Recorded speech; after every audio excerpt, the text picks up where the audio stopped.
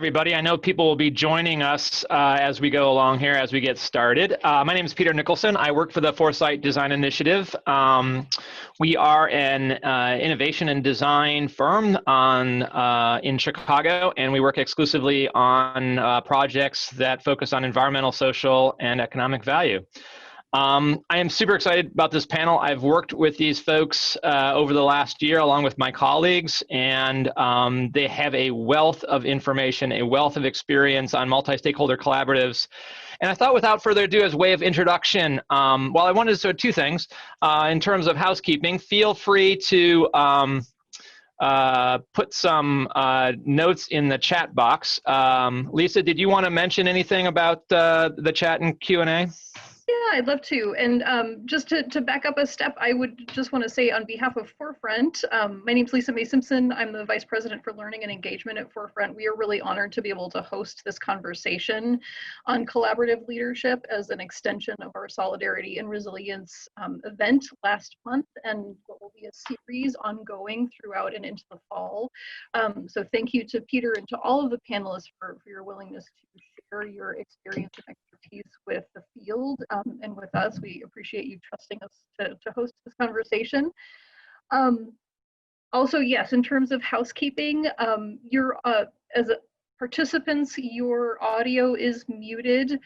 That's just to keep background noise to a minimum, but we welcome your participation and your questions. So I would ask if you'd like to interact with each other as audience members, or if you have technical questions, please do type those into the chat.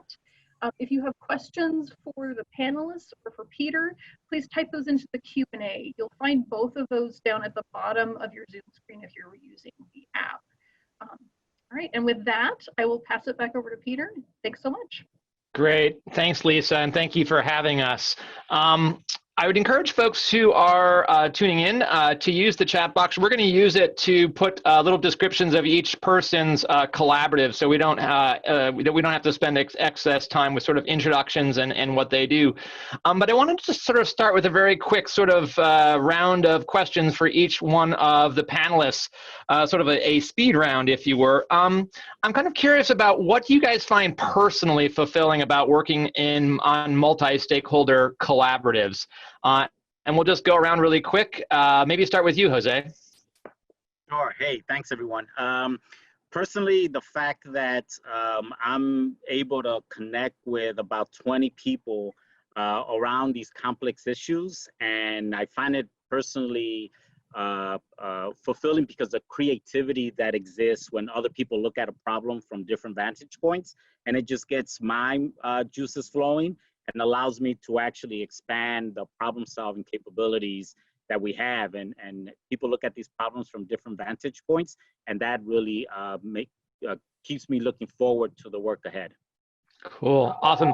Thanks, Jose. And we'll do sort of introductions as we go along here. So maybe just quick response right now. But thanks for that, Jose. Sarah, how about you? What do you find personally fulfilling about working on your multi-stakeholder collaborative?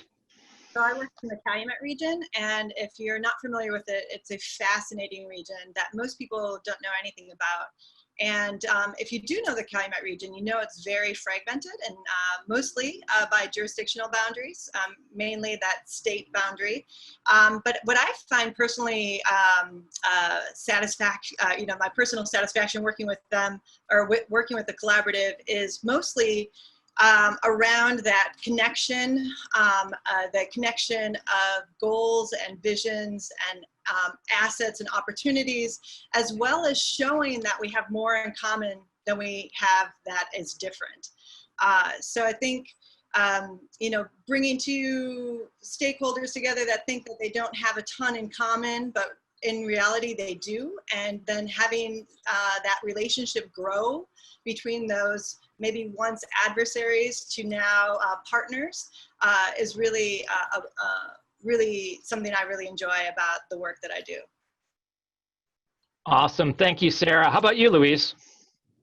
I want to echo what both Jose and Sarah said. I mean, I think, it's such a privilege to be in this space where you meet really intelligent, hardworking, dedicated people and have an opportunity to discuss how we solve issues that are going on in our community. And so my favorite part of it is really what we're doing here is being able to have a discussion with committed, intelligent people, and that's my favorite part. Awesome. Thanks, Luis. Roberto, how about you?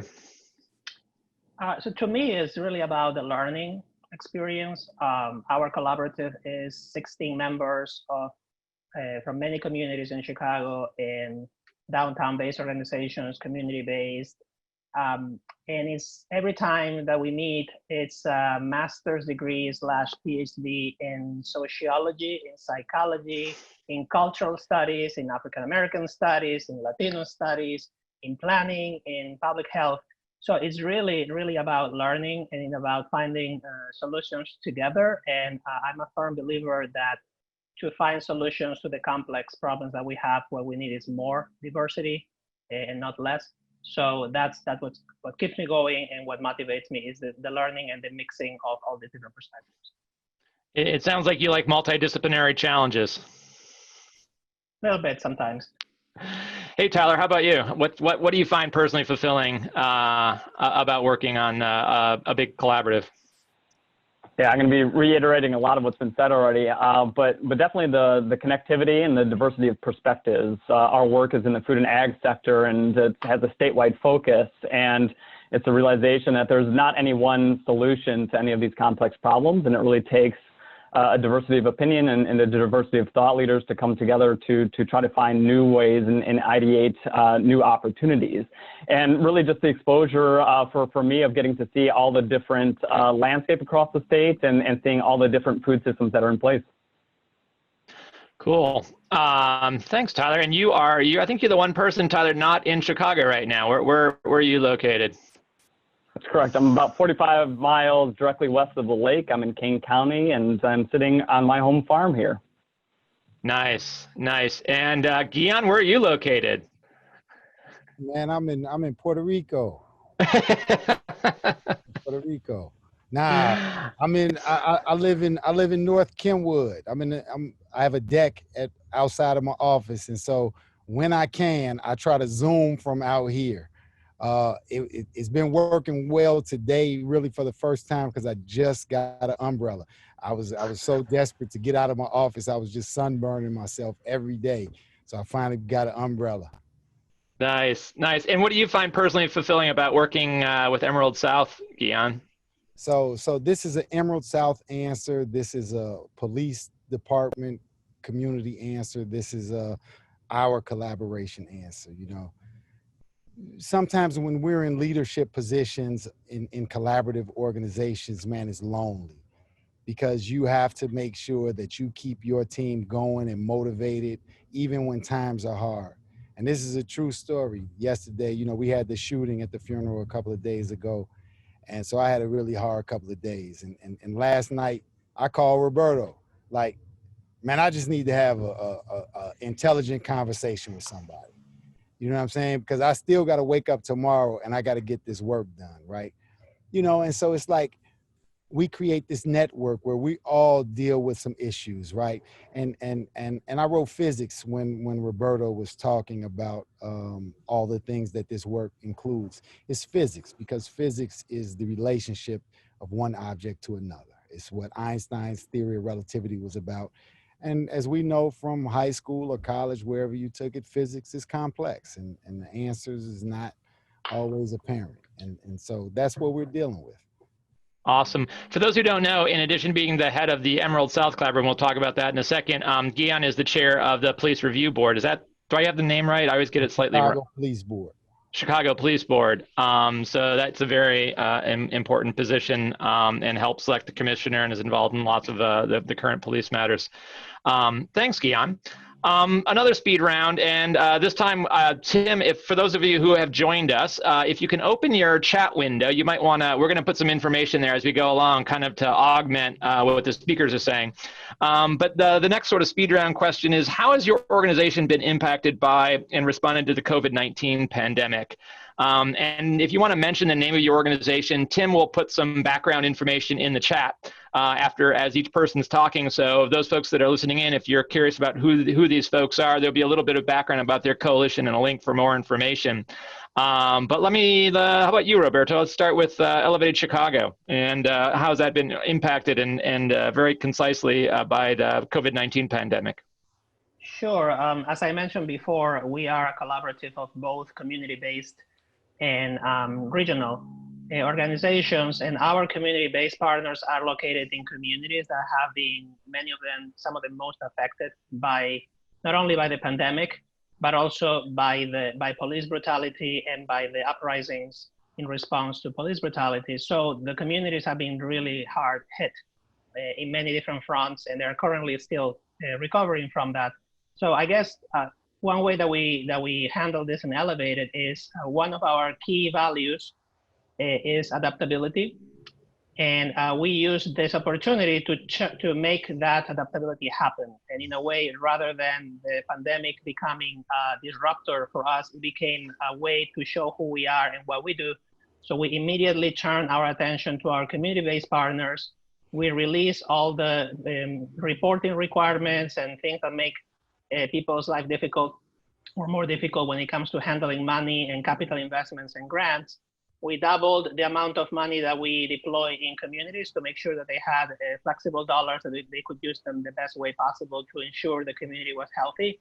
And then the regional partners, really all of them, from the Chicago Community Trust to the Chicago Department of Public Health to the capital providers that we have, they all turn their attention in support of the community. So basically, they all called our members and said, how can we help? What do you need? How do we make it happen? So we have really inspirational stories, both from those partners, but more importantly, from community-based organizations. And Ian and Luis are members of our collaborative that have real impact in community and showed the rest of Chicago, and I would say the rest of the US and other cities around the world, how do you respond to a crisis like this collaboratively rather than by competing for resources or hoarding resources. Awesome. Thank you, Roberto. It sounds like you are well positioned in terms of your infrastructure and trusted relationships, as well as the values to make those kinds of quick pivots with your collaborative. Why don't I jump over to Luis? And how has your organization, Marshall Square, been impacted, Luis? And again, for folks who want more information, check out the chat box. Thank you. Same way. I think for a lot of the organizations and communities of color, we are facing a lot of the same issues. The lack of resources all around has been exposed in a way that I hadn't seen before. So on top of having to deal with that issue, you throw this COVID crisis on top of us. And 60623, which is the area where I represent, has been the highest impacted COVID positive zip code in the state. And so we have been it's just been a whirlwind of work as it relates to COVID. In addition to that, we saw something that happened after the looting started in the city. A lot of stuff came to a head in Little Village when it came to Black and Brown relationships. And so we've had to navigate that. And then lastly, I would say that as an organization, Latinos Progresando, I'm the founder and CEO of, but I'm also part of the backbone agency for the Marshall Square Resource Network.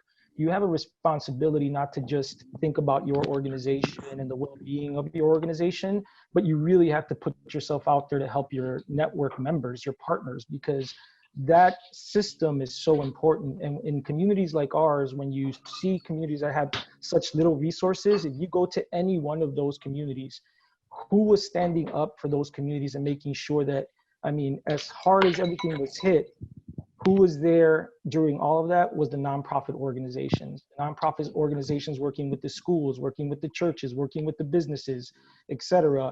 And so we've been impacted in so many ways. I will say that as part of this collaborative, the Marshall Square Resource Network, and I think Roberto talked about this as well, what I've seen within all of that tragedy is also so many people coming together and working together to provide solutions. And so, for example, when the issues were happening between Black and Brown communities, we were able to connect with our partners in North Lawndale and issue a statement about Black and Brown unity and start to work towards more projects together. And so there are just, with all this tragedy, I'm also seeing just a lot of beautiful things coming from it in terms of people coming together in a special way.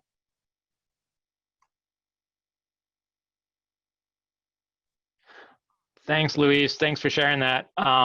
Tyler, how are things in the food system with regard to COVID, and how has ILAFA been able to respond? Yeah, obviously with COVID, there was significant disruption in the food system and in the food supply chain in particular. And with ILAFA, we're really organized 5 years ago under the assumption that we can do better by bringing diverse stakeholders together to work collaboratively on very complex issues and opportunities. And prior to COVID, we were working a lot around an issue area of workforce development. How do we attract, train, and retain a top qualified workforce in food and agriculture? And then COVID hit, and obviously a lot of the immediate response was really focusing on the food safety and health of food system workers, essential workers of the food system that were really on the front lines. A lot of health issues that were happening within food processing plants, for instance. ILAFA has been kind of predicated on long-term response needs. So we have not operated in the immediate COVID response, but we are looking at the long-term implications that COVID has had on the food system and really beginning tough and necessary conversations around how do we build a more resilient and secure food system, both on a local and regional food system level, as well as focusing on the global role that Illinois plays within our commodity production system. So it's been a very interesting conversation. We have a long road ahead of us, a lot of challenges, but we're really excited. And what we've particularly seen has been a lot of renewed interest in food and around food. A lot of important conversations that are taking place in community levels around food justice and equity. A lot of discussion around this aspect of food resilience and what that means. So we're very excited about this moment and this opportunity moving forward. Cool. Thank you, Tyler. Gian, you head up one of the sort of newer coalitions, or sort of a coalition in formation, Emerald South. And on the south side, how has COVID impacted your organization and the activities that you're engaged with? Sure. So, you know, we have the blessing and the curse of having a relationship with the University of Chicago and the Obama Foundation. And so, you know, one is a new player to the community, one is an old player to the community. And so our job is to kind of say, hey, in the surrounding communities, how do we come together to work effectively, right? Everybody's been coming to the university for years, and now we have the Obama Foundation. We'll be coming to them, and that method hasn't been working. So how do we come together? And there was a lot of mistrust, because there's a lot of mistrust within the community that exists already. What we've discovered is it's not that so much that it's a lack of trust, it's that we don't really know each other. I've been in meetings with this person before, you know, we might have had a beer together before, but we don't really know each other. So what's happened is COVID has kind of in a way forced us, strongly encouraged us to get together, to really know each other, to be more efficient with the resources that we have. So if one group is doing a food distribution, rather than having everybody in the community come to this one place, why don't we distribute the food so that people will have multiple places to go within the community? You know, how can what I'm doing make what you're doing a little bit better, a little bit easier? And so I think that we're starting to build some trust within the community is what I think it is. Of course, you know, we've done the same thing everybody else has done, you know, food for the first responders and all of that, but that's the acute situation. I think that we really are starting to think about, you know, in chess terminology, the food distribution, that's the opening moves. And I think now we're starting to think about how we expand the food distribution to the middle moves. And, you know, we think that we're starting to get some collaboration, trying to think about what community A is doing that community B can come over and help. And so we're starting to do things like that, both taking care of the immediate impact of COVID, as well as starting to look down the road a bit. Thanks, Gian. It sounds like, you know, a theme that's emerging here, and I think Roberta, you sort of started this, is this kind of acute response and needing to respond immediately, and then also at the same time, sort of simultaneously keeping your eye kind of on the horizon and where we're going and how can we come out of this perhaps in a different way. Sarah, do you want to share about Calumet Collaborative and how you've been impacted and responded? Yeah, and I think I'm going to touch on something that Gian started to talk about, is this relationship building. And I think, you know, of course, we're a collaborative. We usually meet in person. And the first impact of COVID for our organization has been that we don't see each other anymore. We see each other through Zoom. And that in some ways has been a real positive, as it's created new networks, it's created greater participation because people don't have to travel.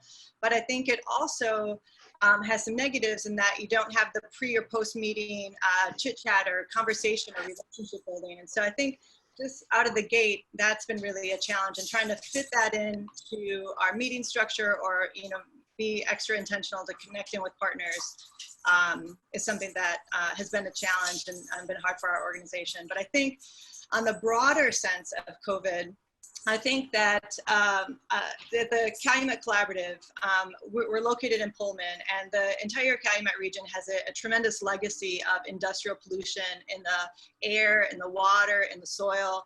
And it's really made our region a hotbed for the COVID-19 related illnesses brought upon by the pandemic. But the pandemic has shown this incredible light on the region, and really has shown some really concrete examples about how the racist, or at very least inequitable systems and structures that have been around for decades and centuries are really causing negative impacts and showing their true colors.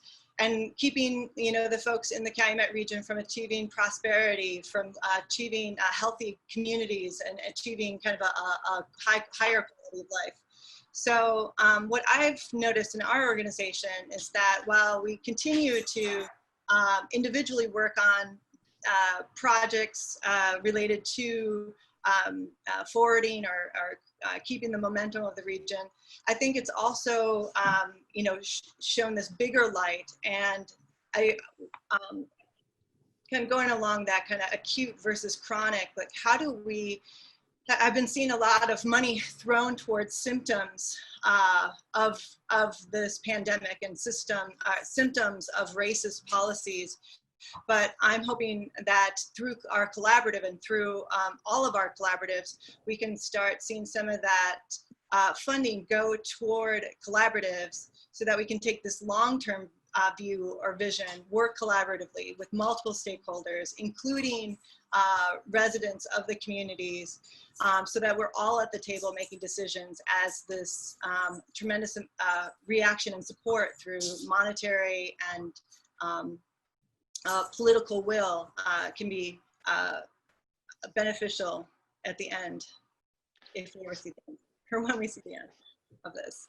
Thanks, Sarah. It sounds like a couple things emerging from there is both the impacts it's had with you and your staff internally, and how you work and how you relate, but also as a collaborative, it's really important for you to keep in touch with the broader community. And you in particular have a very wide swath from sort of like, I think sort of around Brownsville to Michigan City-ish, if I understand correctly. And how do you maintain connections, and how do you communicate and engage and organize across such a broad swath when we're all sort of socially isolated as we are? I definitely, and also how do you get beyond sort of the symptoms, and how do we push towards, how can these collaborators, and this is maybe something we talk about later, how do we push these collaborators toward more identify and address root causes? Jose, I think you're the last one that we haven't heard from on this. Yeah, go ahead, Gian, sure. Check one thing real quick. Absolutely, please. Sarah said, it'll be quick. Have you guys been on a conference call recently where you're not looking at people? It feels kind of weird now. Doesn't it? Yes. It's funny how that used to seem very normal to us, and now that feels very weird. Yeah, I feel like I kind of want to be like, where did they go? Where did they go? You kind of like, you don't know where to, you're kind of like swimming is a sense, yeah.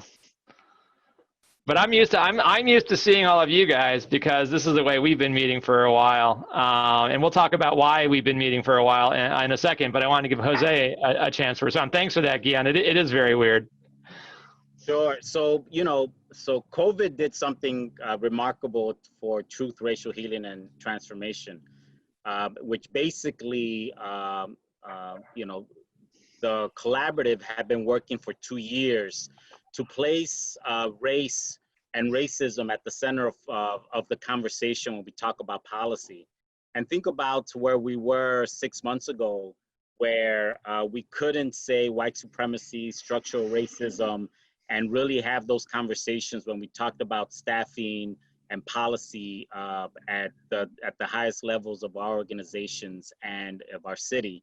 So when COVID struck and we saw many of the communities that Gian, Luis, and folks have been working on, we immediately used the 100 and so racial healing practitioners that have been trained to facilitate conversations about racial trauma to speak with organizations that were the first responders, because they were able to see the devastation and the loss that COVID had in the Black and Brown community. And so immediately we went onto a virtual platform to be able to hold space for those individuals that were tending to people that face incredible loss of life and whose lives have been changed upside down. And so we were able to do that from the very beginning. And then once the uprisings happened, we were called to be able to navigate and sit down with residents of Little Village, North Lawndale, Inglewood, Back of the Yards, Humboldt Park, West Humboldt Park, Auburn Gresham, Chicago Lawn, all of the different neighborhoods in the city of Chicago where Black and Brown people lived together and where these tensions were surfaced.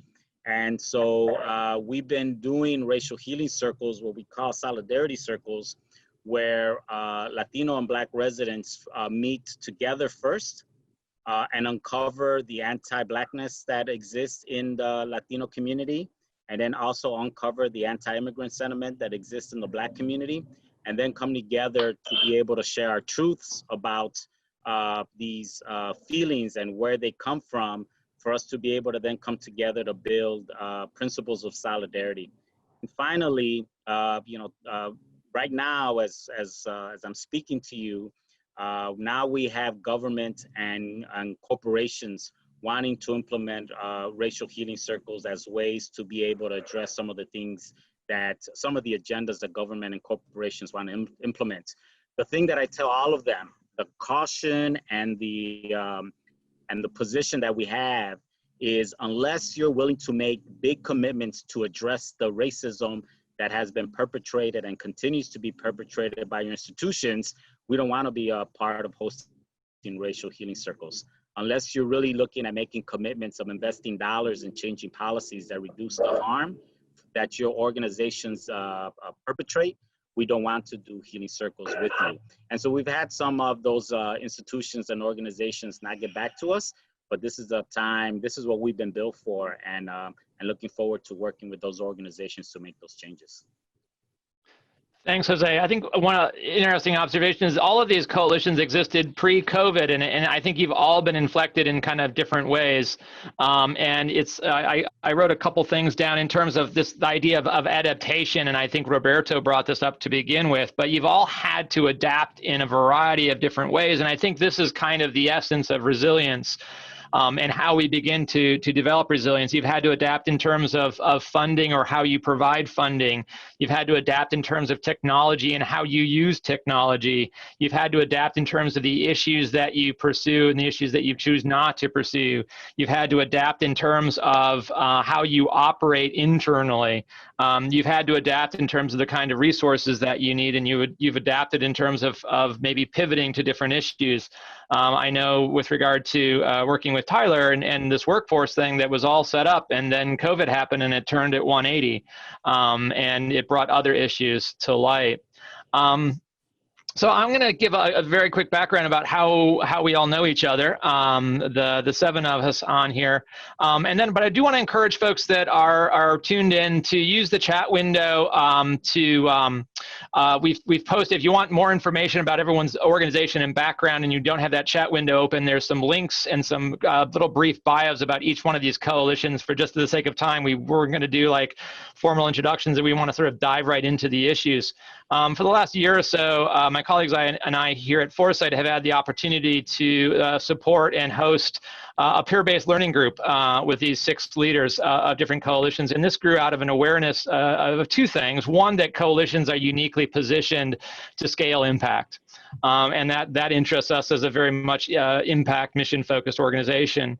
And the second thing is that these coalitions are, the leaders of these coalitions, oftentimes they have very small staffs with very high lifts.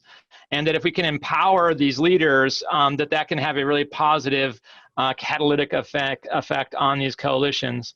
And I will say, every month that I meet with these folks, and hopefully you're listening, you've already gotten a sense, this is a powerful group of people in terms of doing work in very interesting, across the Chicago region, very compelling topics, and getting them together every month, I always said, is kind of both incredibly inspiring and incredibly intimidating.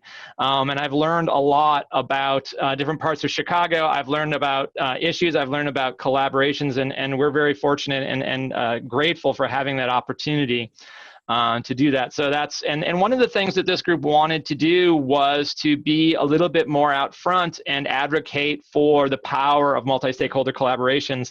And that's how this webinar today was initiated. They had this idea. We talked to our friends at Forefront, and over time we were able to collaborate and make it happen. But let's just take one step back maybe with that introduction, and sort of dive into the question for those who might not know, what we're talking about exactly, but how we think about and how we sort of define, or how you potentially define multi-stakeholder collaboratives. And I'm going to call on maybe Luis and Tyler to chime in on this question in particular. And if folks who are listening, if you have questions about collaboratives or about anything, feel free to use the Q&A window, and we'll incorporate those questions. And if we don't able to get to all the questions today, we're going to put together a summary document and have that distributed out, and we'll make sure we respond to all the questions in that summary document. But maybe, Luis, with you, how do you define and how do you think about a multi-stakeholder collaborative? Well, I think about our collaborative as a group of leaders that come together in a community that really want to take community voice and bring that to the front of any type of community work that happens in our areas. And so for us, it's been bringing together a steering committee of 8 people that sit down and talk together about what are some of the issues that are going on in our neighborhoods, and then how collaboratively we can address those issues. So we have a number of committees. Within those committees, we talk about what our goals are for health, for education, for peace initiatives. And through those goals, then we're engaging young people, we're engaging community residents, which includes seniors, parents at schools. We're engaging other nonprofit organizations and the business sector to figure out, as a collaborative, how do we work together to solve some of the problems that are going on in our neighborhood right now. And the big problem being, there are just a lack of resources in our neighborhood. And so together as a collective, how do we start to fill some of the gaps that are there because of the lack of investment in our neighborhoods? And so that's how our collaborative works and runs. Luis, wouldn't it be a lot easier just to do this yourself? You run a well-established organization. Why not just do it yourself? You know what? The answer to that is it's a weird answer, because it's actually yes and it's actually no at the same time, right? It would be easier, right? If I just took a look at what's happening at Latinos Progresando, focused all my energy on building the organization that way, but we're not going to have as high an impact, and we're not going to be able to help as many people in the best way possible, because we can't do everything. We can't do everything. We're not good at everything. We have to understand that. We have to understand that there are partners in our neighborhood who are good at health, who are good at the arts, who are good at working on domestic violence issues. And if we can come together and learn to trust each other, and I think this is something that you've heard from everybody who's talked about collaborative work, trust is huge. If we can learn to trust each other, then it becomes a lot easier to service people holistically. Because it's not about you just coming to my office and getting a service and leaving. It's about, how do we make this neighborhood better for you to have a happy and a healthy life, so that you and your family can have opportunities to do what it is that you and your family wants to do with your family. And so you can't do that alone. it takes everybody in the neighborhood to come together and talk about how we can each help each other out. And so I think that's the power of collaboratives.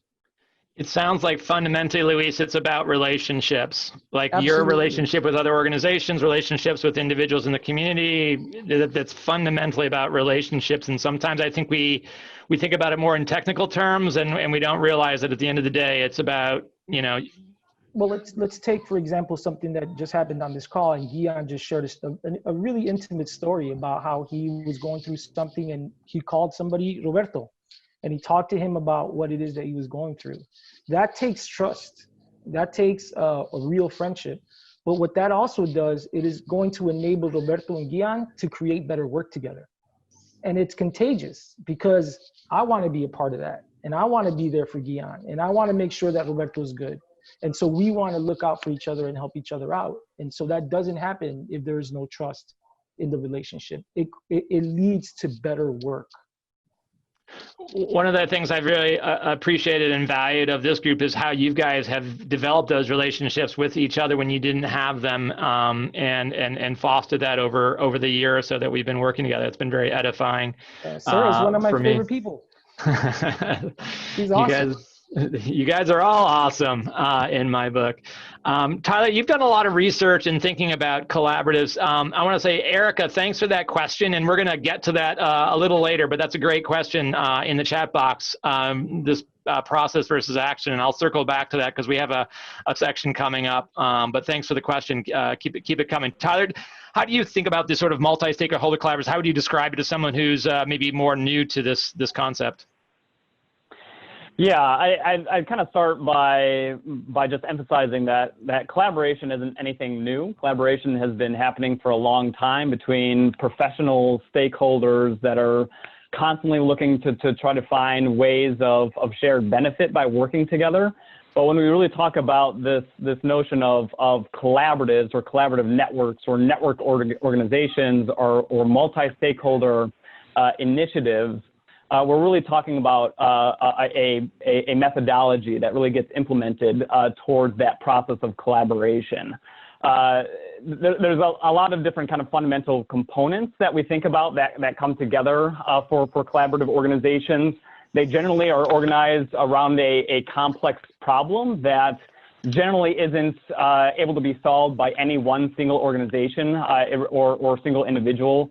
It really takes a consortium of stakeholders with diverse opinions, diverse knowledge, diverse expertise, coalescing and combining their knowledge together to try to find new innovative ways to address those complex challenges.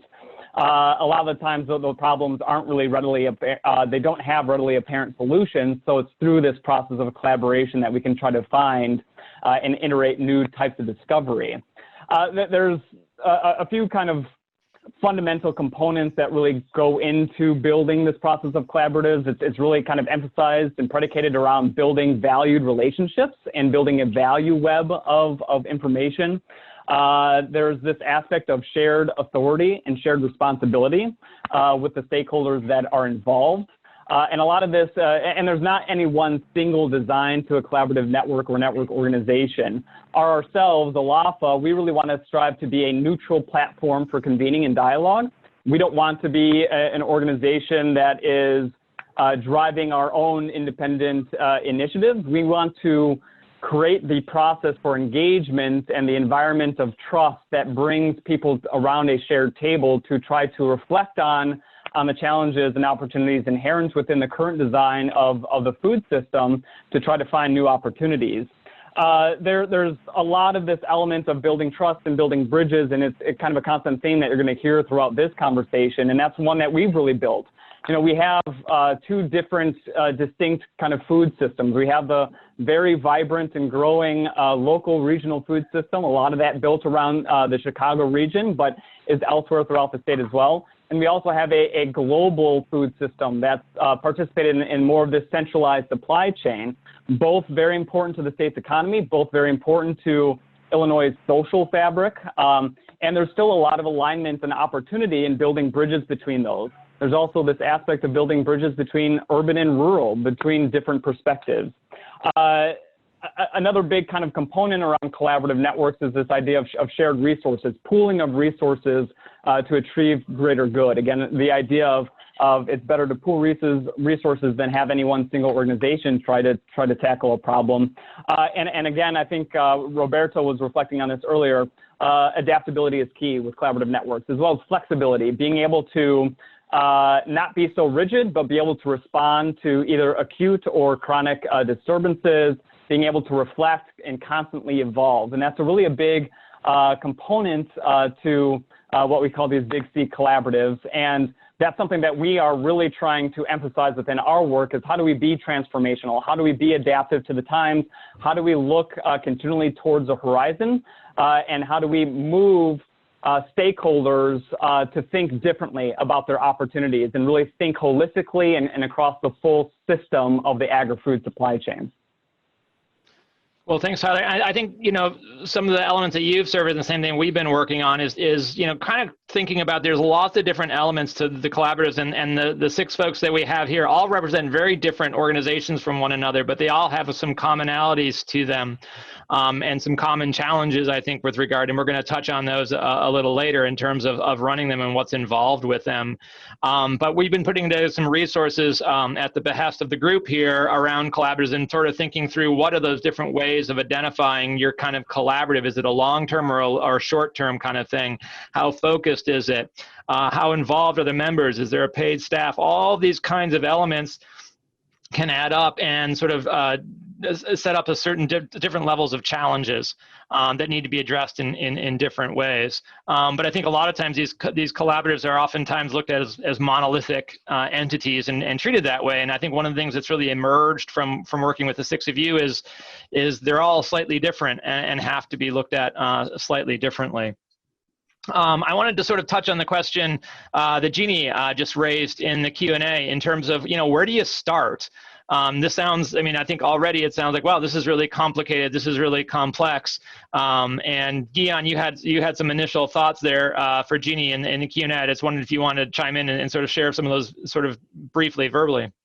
Yeah, so, all of us have been in these kind of rooms before. We get pulled to a table. Hey, you guys work together. It's some money on the table, so we're going to agree to work together. That's what we're always used to doing. It's what we do. So Roberto says, hey, let's come up with these rules. I'm like, another set of rules. But the difference was that we made up the rules. We worked together. Nah, that was not going to work. We can't put that one in there. Let's do it a different way. And we came up with the rules, and we check each other on it. Hey, wait, man. Everybody has a voice, wait, we're not going to make assumptions of, and so after you live with it for a little while, you figure out, wow, we can all abide by this set of rules, right? And you say, the example I give all the time is the Freedom Charter with Nelson Mandela on Robben Island. People were in prison and they came up with a set of rules that they agreed that when they got independence, that they would abide by, giving everybody sets of rules. And so the issues that we deal with are not quite as complex.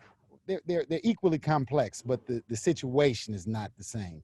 And so, this set of rules, I think, is giving us a framework. It's like reading the syllabus when, at the first week of school. If you read the syllabus, you pretty much know what's going to happen, and you can control a lot of factors if you do that. And so I think, that's kind of the thing that we've been working in a system that's broken, but we've had to make it work for ourselves. So this set of rules, I believe, is something that's given us the ability to kind of set the rules, to be more efficient with our actions, so we can get exponential results.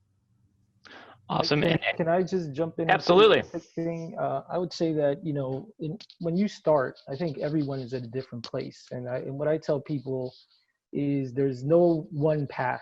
There are many paths that exist for you, and depending on where you are in your situation and what you're trying to accomplish, I'd encourage that you reach out to maybe some of the people on this call and just talk to them about how they did it and listen to them, maybe share some of what you're going through. And I'm sure there are a lot of people out there that will give you advice.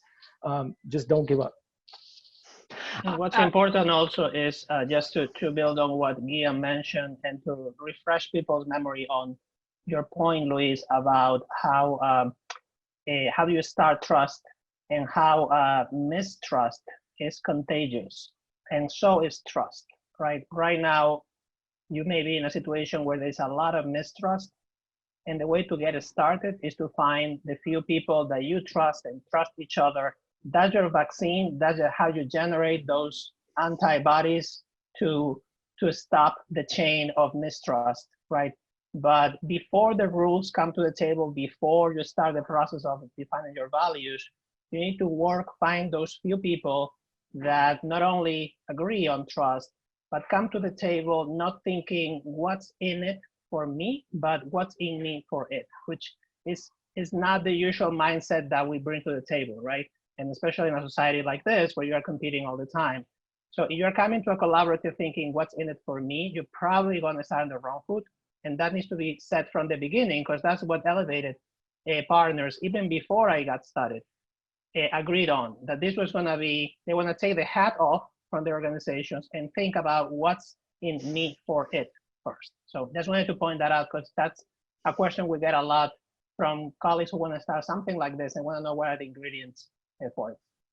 And Roberto, I think you would agree that that's not an immediate process. It's not like someone just walks in the room and does that, but that's actually something that takes probably a period of time to do in terms of reorienting and sort of, it's not like, oh, okay, I'm going to take my organizational hat off and put my collaborative hat off. It's almost something that needs to be experienced and learned, it seems like. Is that correct?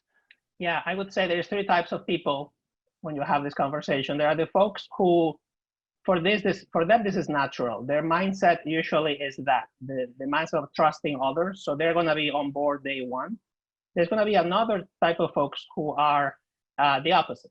And they're going to have to wait and see, and they would agree first, but they want to really, prove that this is actually happening this time, because there's been so many broken promises, right, in the past. And then there is these folks in the middle that say yes, but they don't know what they're saying yes to, and they're observing, right? So in the very initial stages is for those who are more motivated to constantly modeling what trust means. And I've seen people in this conversation, especially Luis Guillen, do things like leaving money on the table for others to take, which is something we don't do in nonprofits, right? You're always thinking about what's the portion of this pie that I'm going to get. You need to start doing those things from the get-go, so people go, wow, okay, I guess this is the rule here. I shouldn't be dividing the amount of money by the number of people to figure out how much I'm getting, because there are folks here like Luis Guillen and others who are saying, I don't want the money right now. I want somebody else to get it first, right? So there's, I think it's on those of us who are more trusting, I guess, first to role model for the others, to bring both the folks who are more cynical and the ones who are in the middle of it to the table, and fully recruit them into what a collaborative is. Nice. And Peter, go ahead, Tyler. If I could just add one additional kind of component that I want to make sure is emphasized, and I don't think collaborative networks, I don't want it to be thought of as that they're going to reach 100% agreement all the time. There's a lot of conflict inherent within just the idea of collaboration, and that's an important process, and it's an important process to building trust. And this group, this cohort of individuals, we've had some really robust conversations around conflict resolution and how do we go through a process to understand where we have differences.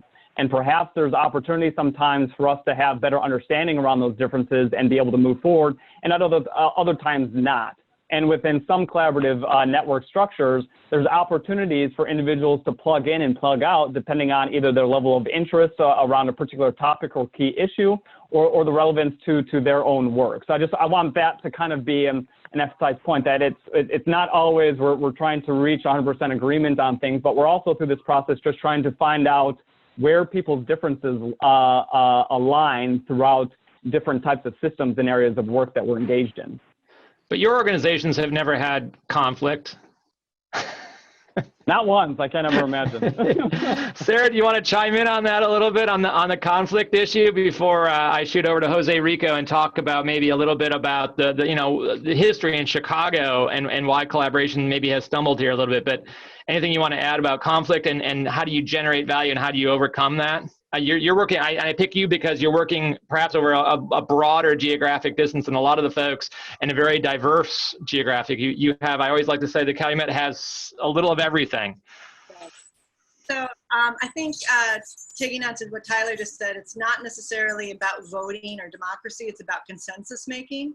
And I think the way, of course, we've had a ton of conflict, and most of the conflict is not necessarily above the surface, it's below the surface. And so it's really hard to find and figure out, why people haven't come to meetings, or why they haven't done their part of the project yet, or whatever it might be. It could be a conflict, it could be capacity, it could be a number of different things. But I think kind of the bigger the bigger picture of it is that having a shared goal and coming back to that shared goal is kind of can reset the conversation, reset the stage, aligning along that shared goal of like why we're even here in the first place. And so I think understanding that it's not collaborative work, it's not a democracy, it's based on consensus building, and doing the not sacrificing the good for the sake of the perfect, or having, I said that wrong, but whatever that phrase is, but the coming back to the shared goal, or the shared reason of why we're working together in the first place, is usually where we need to go back to start restoring some of those relationships and correcting and addressing some behaviors or whatever it might be. So it seems sometimes like the challenge is not having a shared goal, but especially when you have a broad purview like you do, that goal can move and evolve, and it should evolve, but you kind of have to like chase it a little bit, along with bringing everyone along to it. One of the questions is it hard not to sometimes personalize the conflict that happens in coalitions, like somehow as the leader of them, that you kind of like, oh, this is like my fault, or I did something wrong, or something like that? Yeah, absolutely. Especially when there's so many and so many different. We have over 100 different partners that we work with in our 4 different work groups. We have over 60 advisory council members. So like those are kind of our core group. So it's really challenging, especially because I spend 40 to 60 hours a week thinking nothing but this, and everyone else is spending a fraction of their time thinking about this broader coalition or this broader collaborative or these broader challenges. And so that's where I think as a leader, you have to recognize when enough is enough and where you're going too far, and letting go of some of that responsibility and doing the next right thing. And I think for us, when we were convening this group, we sort of looked at it in terms of like 3 journeys that we wanted to sort of suggest the group work on. And one is kind of like the personal journey. I think doing this work when you're working on something so intensively and trying to do a big lift with minimal resources, what's the kind of personal and professional journey? And then the other journey that we sort of wanted to work on with the folks here is their organizational journey and how their collaborators are developing over time. And then the third one is what we're doing today, is sort of the macro, like, hey, collaborators in general, and what does this group want to go and contribute to that effort here in Chicago. One of the comments that was made in one of our meetings was that Chicago traditionally has not been hasn't been a hotbed for vibrant collaborations. And one of our thesis that we're working on and that this webinar is part of is how could Chicago become a sort of capital, if you will, for multi-stakeholder collaborations, and really start scaling impact and really start scaling people working together towards common causes. And the question came up, well, before we start to do that, we have to recognize why we haven't and sort of acknowledge that. Jose, do you want to speak to that a little bit in terms of your experience and seeing collaborations sort of get challenged perhaps in Chicago? Sure, and we have to be able to place our nonprofits and our work within the context of how the city works, right? And, we all are familiar with the term, the Chicago Way. And the Chicago Way really has 2 main components. One is that it's basically a corrupt relationship between moneyed interests and what they want to be able to see happen in neighborhoods to increase their profits.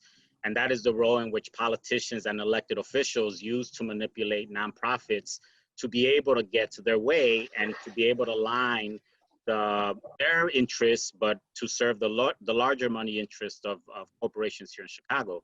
And then the second way in which, I define the Chicago way is where most things here are based on transactional relationships, where, you scratch my back, I scratch yours. And oftentimes that is seen as working together because those two components are actually the bedrock of often how things happen here in Chicago. It's like, don't send somebody that nobody sent, right? And it's about those transactional relationships. What I think is really important about collaboratives is because this is a way in which we could actually disrupt the Chicago way. But we need to be intentional. And a big part of that intentionality is what we've been hearing people here. I think one of the most important aspects of any collaborative is actually being very upfront about the values and the way in which you want to be able to work. So Roberto has put forth a very intentional way of creating values and living values. And those values are actually the bedrock for turning transactional relationships into transformational relationships.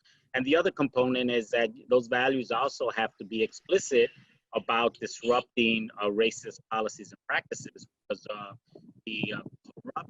the corruption that we see is based intentionally to take resources from Black and Brown communities and take them into white households, whether you're the banker of BMO Harris or whether you're getting a home loan, where 97% of home loans in Chicago from certain banks just go to white families.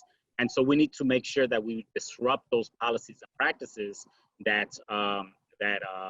perpetrate that, and we have to be very explicit about the values that we want to live and the conversations that we want to have and the relationships that we want to build. And frankly, the only way you're going to be able to do that is through collaborative, because the other component that collaboratives are very good at when you are clear about your values and the way you're going to work is they also hold people accountable, where one member is going to bring up issues about what is it that we can do and how we should do it. And that is what you want to be able to do in a collaborative. So we have to be able to build those structures, build those relationships, and ultimately ensure that other funders and other groups support these collaboratives, or else it's way too easy to go back to the Chicago way.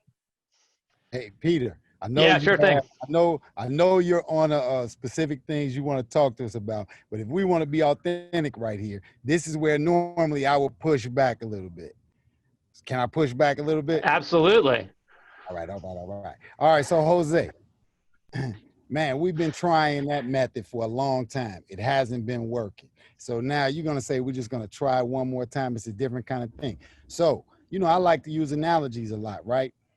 And so I think about communication, right? And so I think that the challenge is that we are not speaking, the community is not speaking the language that philanthropy understands, and is not speaking the language that corporate understands. Corporate isn't speaking the language that philanthropy and community, and it ends up being a circular reference.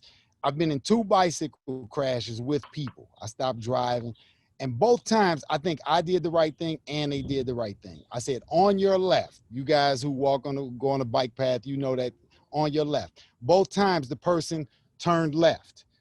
They heard the word left. As it turns out, both times, neither person was a native English speaker. They heard left, they did what was appropriate and looked left, as they should. Oh, well, let's make sure everything is okay. I did the right thing by saying, so we have to come up with this language that we can all understand. And right now, if I want to appeal to corporate, and we've been saying for a while, let's do it in their language to say, hey, I'm not going to say any one brand, but soft drink brand. There's a 20-year difference in lifespan from my neighborhood and your neighborhood. What if you invested in my community that bought me an extra 5 years of buying your water or soda or potato chips? That would be profitable to you, right? So I think part of it is that we have to make sure that trust me, the corporations know who we are in the neighborhood. We don't really know who we are in the neighborhood. So if we knew that, then I think that it would help us do a better job. And guess what? I know who's in my neighborhood. You know who's in your neighborhood. So we need to present the data in such a way to speak the language so we can have a little bit of the power in the neighborhoods. Jose, you want to respond? Yes. So I think you're right, but I think, it's for us to be able, for those of us that are in these collaboratives, when we speak to corporations or government, we also need to know that with the language, there's power, right? And there's a huge power differentiation. Absolutely. And when we talk about how do we as a collaborative speak to these interests, we are much more powerful regardless of what language we use. That's right. When we are united, and when we are, and we show our strength and we demonstrate our power. What I don't want to see, and what I think is a mistake, is if we have individuals who say they speak for the community, and then those individuals get easily manipulated and co-op. But if we are able to actually come as a collaborative and speak united in the language of power, then they're gonna adjust how they listen to us versus us needing to adjust what we tell them. Right. But if I don't buy your soft drink anymore as a community, right, that's what I mean. So that's using our language of power. That's right. Roberta, do you want to have anything to add to the conversation in terms of the barriers that we faced here in Chicago, sort of maybe historically towards collaboration? Sure. And first, I want to identify with that English as a second language person, that when Gian tells them on their left, they understand left. So I've done that, Gian. I hear you. I know better now. But on a more serious note, one thing that we forget because we don't want to talk about it is that the city of Chicago is really 200 years of constant extraction of resources from indigenous peoples first, and then Black and brown people. From the founding of the city, right, when a white army comes and invades the territory, establish themselves at the mouth of the Chicago River, creates a fort, and it starts exploiting and expelling Native Americans, to the CHA platform transformation, which is still going on today, and that causes a displacement of thousands of families, especially African American families. That's what's this been for 200 years, right?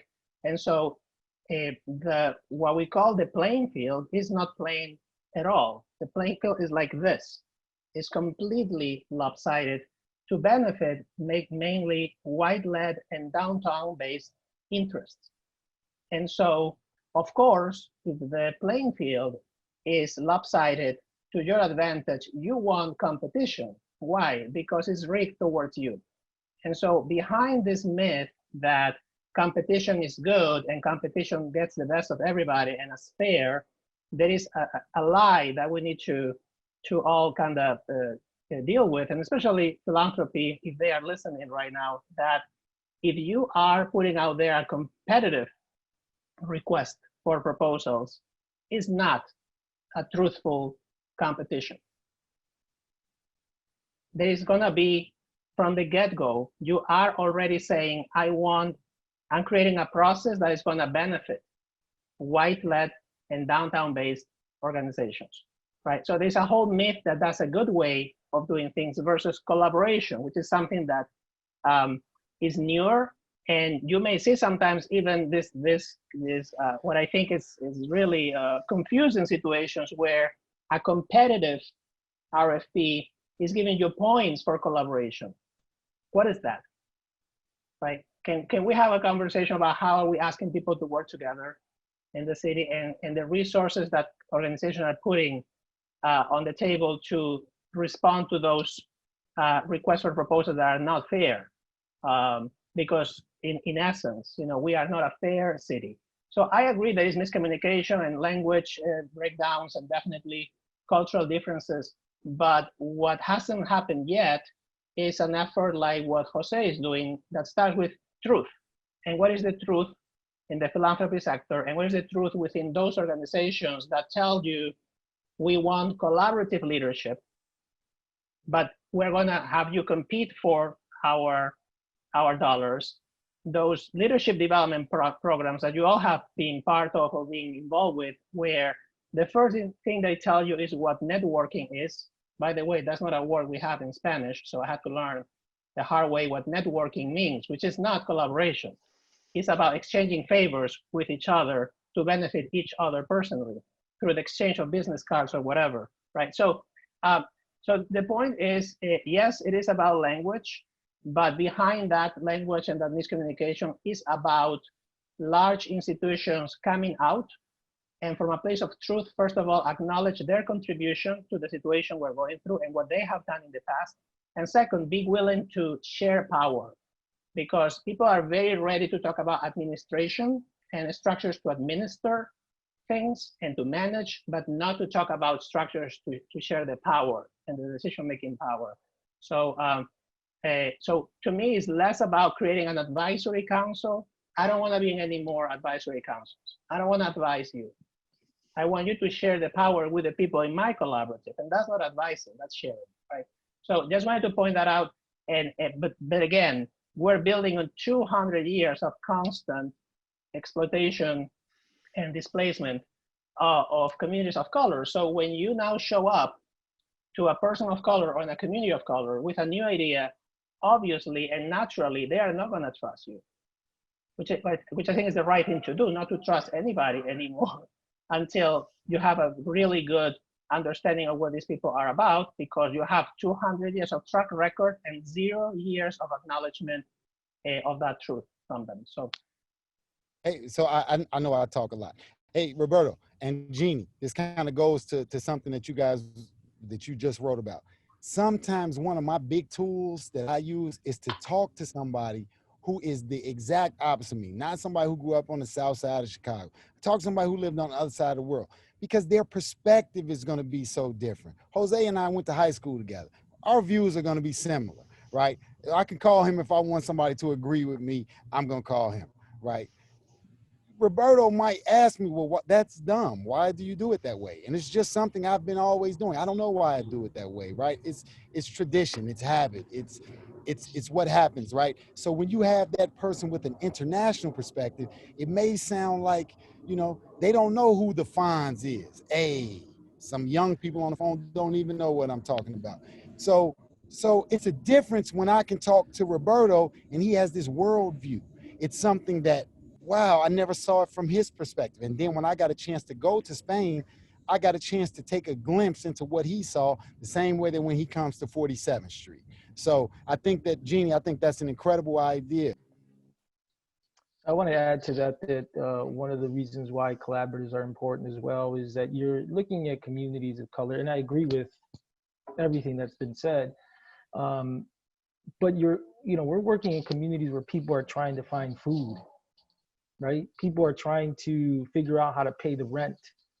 And on top of that, they have this added burden of having to learn a different language. On top of that, they have this extra burden of dealing with 200 years of this system.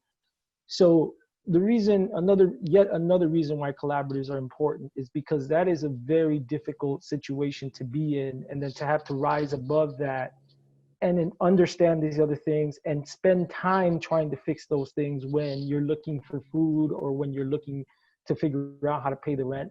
And so yet another reason why collaboratives like ours are so important, because we need to provide support for people that are on that journey. Absolutely. And I think one of the things we've learned about collaboratives, this idea of trust is really interesting. And we've had one of Foresight's really amazing. We have 3 really amazing interns, and they're on this call right now. We've had one look at this idea of trust from sort of an academic theoretical perspective. And one of the things that he found is that trust is actually a byproduct. And it's a byproduct of empathy and compassion, if I'm getting this right. And it's really interesting that you have to have this empathy, and there's different kinds of trust. It's built on different kinds of actions. It can be built on your perception of someone and sort of historical. It can also be built on sort of an identification with someone. But this idea of trust as sort of this thing you just generate I think is a little bit of a fallacy, and we've all been sort of operating under that fallacy. I sort of wanted to sort of pivot slightly and sort of go around and sort of talk about, before we talk about like this idea, like what would it take? What are those elements that Chicago needs to have to become a capital around collaboratives, which is the vision that you all have developed? You know, what are some of those like really specific barriers that you've encountered, whether they're internal, external, whatever the case may be, to running collaboratives? Again, one of the observations that we've had is it's both a science and an art form, and I think so far collaboratives have been sort of managed as on greater emphasis on the art form side of things. And what we've been trying to do, again with your input and support, is sort of develop the science side, the management side of things, and then start to codify some techniques and some sort of base elements for collaboratives. But maybe I'll start with Tyler. What some barriers, like just one or two, and we'll quickly just go around, sort of speed round here before we pivot to sort of looking ahead. Yeah, well, I guess I can speak to one, and I know there's a few on the call that share this as well. I mean, one of the essential barriers, pitfalls, is the lack of what I'd say long-term commitment to efforts of collaboratives. The work that we're engaged in, the very nature of the complex challenges, aren't able to be solved in a short timeline, and it really takes a group of dedicated stakeholders and engaged funders and leadership devoted to the process, the long-term process of seeing about identifying new innovative solutions. And a lot of this is predicated around building trust too. It sometimes is a process in terms of building trust. Another kind of pitfall that can befall collaborative networks, collaborative organizations, is when engagement might not be authentic. And again, this is kind of somewhat predicated on trust as well. But you know, sometimes personality conflicts get in the way. People aren't really understanding the efforts that the collaborative is trying to achieve, or at times, and I'll even put myself in this camp, you know, difficult conversations are deliberately avoided.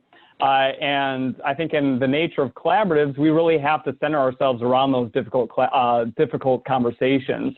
There's the notion of Midwest nice, and you know, being Midwesterner, you know, farm kid, you know, Scandinavian roots. I'm kind of, you know, grew up Lutheran, fall in the bucket of absolute Midwest nice. But we really have to push ourselves to explore what those tough conversations are, because that's where the real innovation lies. That's the real opportunity for finding commonality is, and that's where growth occurs, and where we can really strive to achieve new heights, strive to achieve some level of new transformation that is building something better than what we had. Thanks, Tyler. I know you live out there near Lake Wobegon, so I appreciate that. Sarah, how about you? Like one or two, your most favorite struggles? Got lots of favorite struggles, but I think one of them, and kind of going back to, I think what something that Jose or Roberto said, is like the transactional nature of grant funding. You do this many projects, or you complete this project and you get this funding. And if you continue to complete projects, you continue to get funding. But so much of our work is long-term in nature, and it's hard to quantify qualitative metrics. So I think there's that one favorite challenge of mine. And then there's a second one where, as we are connecting all of these partners together, we're seen as competition sometimes for funding from those same funders that they also fund their work. So I think there's potentially the opportunity for 2 lanes or 3 lanes, but you know, having collaboratives as a lane for funders, understanding the long-term nature of their work, that they're not going to be churning out projects, you know, on a 12-month cycle, that it's going to take sometimes 2 or 3 years to get a final project done. Like, for example, we just finished and launched our Brownfield Mapping tool. Came out in our newsletter yesterday. You can check it out on our website. But basically, we spent 2.5 years with a number of different stakeholders gathering data about brownfields, contaminated or perceived contaminated sites within the Calumet region, adding multiple layers of social vulnerability and economic incentives and environmental conditions. But anyway, it took us 2.5 years to get done.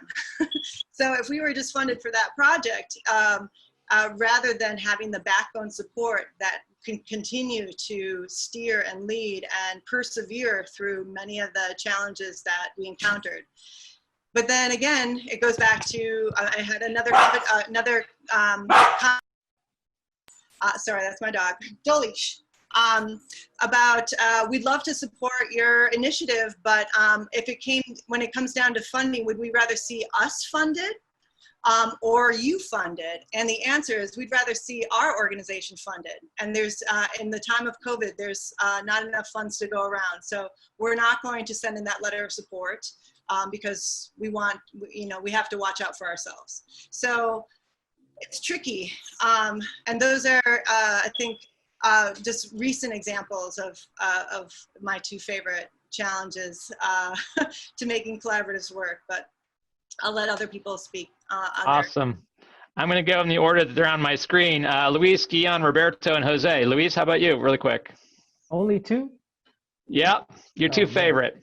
My two favorite. Well, I would say a lot of it revolves around funding. I think Sarah hit it on the head when she said you get funding for projects, and this time it's this project, but next time we don't want to fund the same project. It's got to be another project, and you're trying to create long-term or systemic change, and so funding definitely is a part of what needs to change, and the way we're funded for the work that we do.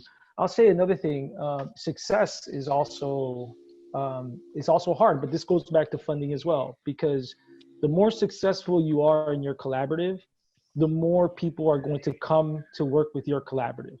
So, when we were 10 organizations, we had X amount of things that we were doing. Suddenly it was 25 organizations, and then it was 35 organizations. Now we're up to 45 organizations. We haven't got additional funding to increase our staff size. So you have to figure out how to manage all of these people that want to help with your same staff size.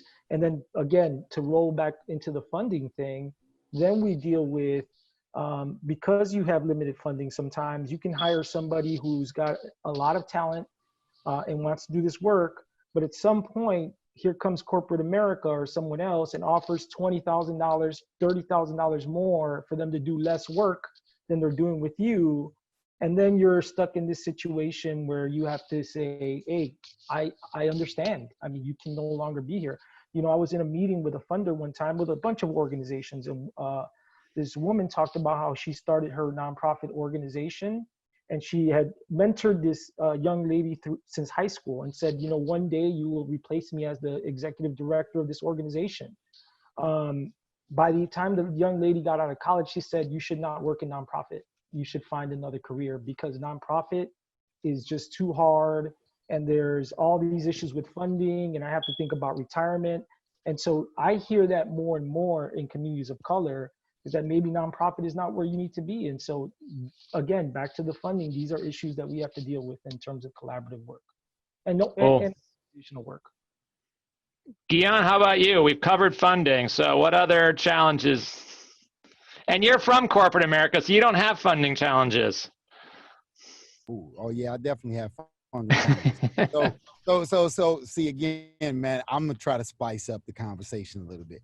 I think that philanthropy, they compete with each other. There should be some kind of philanthropy collaborative, because if they're forcing us to compete with each other because they're competing with each other, right? So now watch, I just lost a couple of grants because I just gave you guys the key to the castle. But it's okay, right? I would rather sacrifice myself for the good of the group. And somebody has to do that, right? And then maybe later on down the road, they'll say, oh, Guion, yeah, come on, we invite you to come back in. But I do think that that's a challenge, right? And I think that, like Luis said, if there are now 45 organizations, we can't afford to, I used to use an example all the time. These guys have heard me all the time. If we say, let's go from Chicago to LA, we're gonna meet on date certain. I'm gonna say, if I have enough time, I'm gonna ride my bike. Somebody else is gonna drive. Somebody else is gonna take the train. Somebody else is gonna fly. We can't afford that any longer. We have to all agree the same route. You know, you don't have to get on the same plane that I do. You can stop at a different rest stop if you want to, whatever. But we have to agree that this is what we're doing and we're part of an ecosystem, right? And let's be efficient with it, because the problem is so big, it's so massive, that if we are not working collectively, I always try to use goals in math or science or history. We have to think about the lowest common denominator. How much can we get with the least amount of effort? Because the problems are so massive, we got a lot to do. If we get problem A solved, we got to move to problem B. And so we have to be efficient with our efforts. And that includes working with those who we count on for support, corporate and philanthropy. Awesome. Thanks, Gian. Roberto? I'm not going to talk about funding because it's being covered. So I'll talk about two things: vision and rules of engagement. We don't have a vision for a collaborative city. We don't have a vision for a city. If you ask somebody, what are the values of Chicago? Each of us is going to have a different response, right? So for me, that's just start where you need to find what that vision is and acknowledge that's the city that you want to build. You want Chicago to be the collaborative city. You want us to be the Silicon Valley of collaboration. You need to create that vision. You need to give people some sense of this is how things are going to be run from now on, and these are our guiding values for that. And the other thing is in your own organizations, philanthropy or otherwise, reflect on how collaborative you are and what type of criteria are you using to keep yourself accountable to that. Example, performance management, your salary, your promotions, your salary increases, etc. Do you have anything in that performance management process that incentivizes people through collaboration? If you are funding awards, right? You see all these programs that give awards to people for doing amazing stuff, but 99% of those awards go to individuals, right? Artists, scientists, sociologists, poets, which is great. There's almost zero awards that acknowledge collaboratives and that give awards for collaboration. Leadership programs, right? Like how many programs out there, again, are funded by philanthropy, recruiting people from all kinds of backgrounds, where they teach you how to succeed as an individual, but not how to succeed as a city or how to succeed as a group or how to succeed as a community. So to me, in addition to the funding, having a vision and values to it that Chicago embraces, and maybe that's one of the stars in our flag that we abide by, and then rules of engagement and criteria within your organization. How collaborative are you? And are you incentivizing collaboration? And are you also penalizing competitive and destructive behaviors? Jose? Yeah, I mean, I think, I think one external barrier, and Roberto mentioned it a lot, is that a lot of our funders and a lot of our foundations and people in government who are in charge of granting and providing resources for making change, they themselves don't know how to make change. They themselves do not know how social change happens, may not have been involved in social change, and don't know how change. I think that's part of the reason why we often get asked to produce linear outcomes through some formula to say that's what I'm going to fund you for this program to cause these numbers, because they don't know how change happens. And so I think because it happens through systems, it happens through underlying conditions, there's a historical context, and then if you don't know the people you're working with, how can you possibly know what outcomes are going to happen? So I think that's one external barrier to being able to resource collaboratives. And I think the second one is that at the neighborhood level and at the community level, we also do not experience and have a hard time building collective power, right? We see collective power as something that we come across every 4 years. We see collective power when we are protesting something. We see collective power as sporadic, but we do not build collective power. Part of it is because a lot of our institutions where that happens, whether it's our schools, whether it's our neighborhood organizations, whether it's different bodies, power has been taken away from community members. So there are very few places where we could actually exercise collective power. And so so we basically need to build the civic infrastructure and the civic ethos through our nonprofits.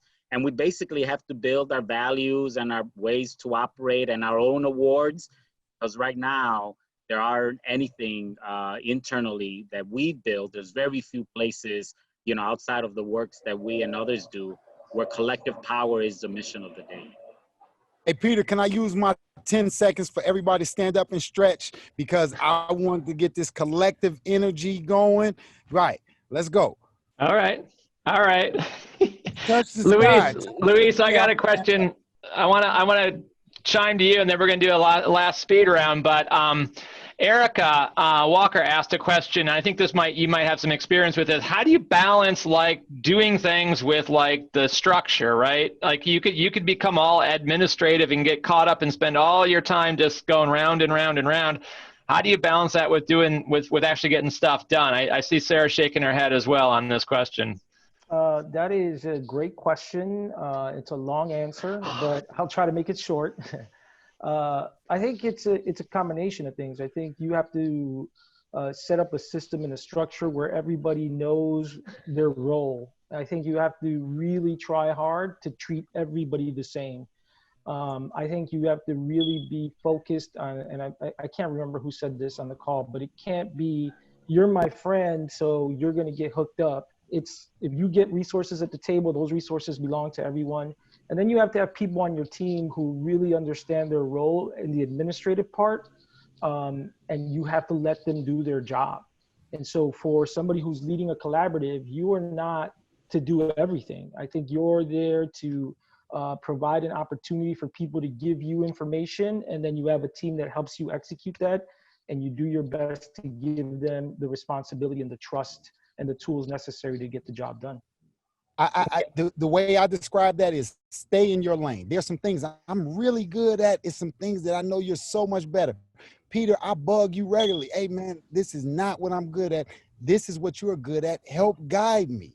Yeah. And you help guide me. Luis, help guide me. You know, and so this is what collaboration means. That I said this earlier. A win for one is a win for all.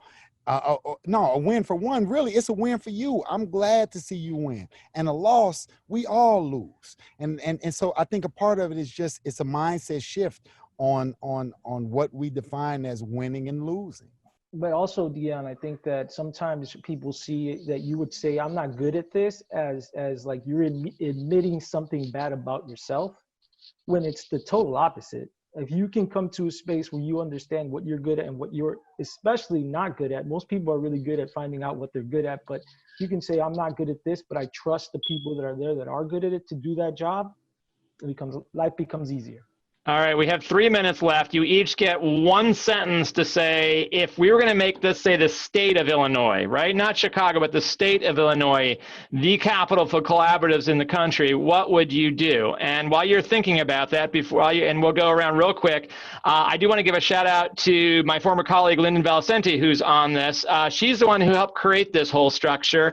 And when she transitioned out of the organization, I stepped in and had been working on this with my colleague Tim, but I want to give a shout out to Lyndon because she's really the one who had the foresight and really put together this group of folks and got it funded by our friends at the Chicago Community Trust. So shout out to Lyndon, and thanks for joining us, Lyndon. It's good to see you, or see you as we see each other. So, okay, speed round. Guion, one sentence. What would you do to make the state of Illinois sort of the collaborative capital, real quick?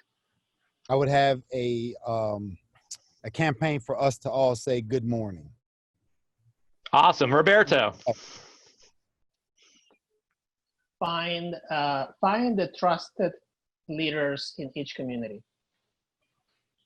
Awesome. Jose, are you there? Maybe he's...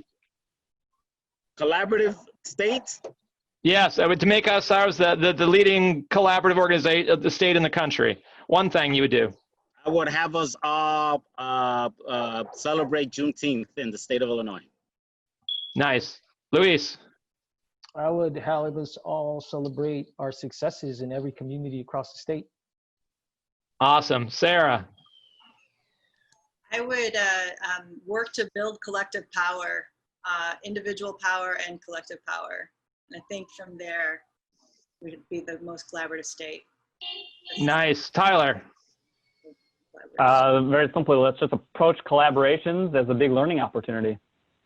Nice. These folks are dedicated to this kind of vision of making our city and our state, you know, a leader in collaborations. They want to be a resource to other people. They've been a resource to each other.